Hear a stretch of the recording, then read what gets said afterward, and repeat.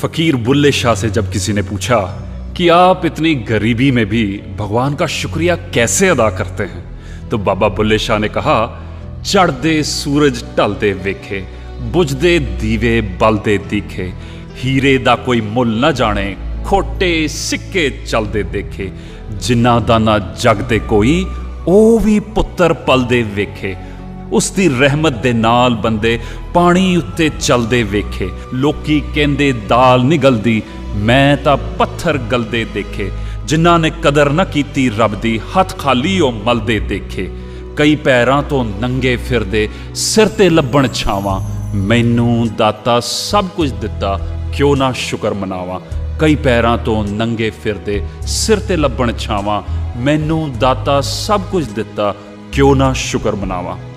तो ये था बाबा बुल्ले शाह जी का जवाब। आप भी कोशिश करें अपने जीवन में शुक्रगुजार होने की।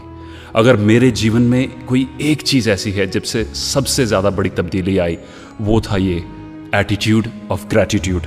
हर वक्त शुक्रगुजार होना शुरू करें, लिस्ट बनाएं किन चीज़ों के लिए आप शुक्रगुजार हैं। मेरा आपसे वादा है काफ़ी लंबी लिस्ट बनेगी और आपके जीवन में तब्दीली आनी शुरू होगी।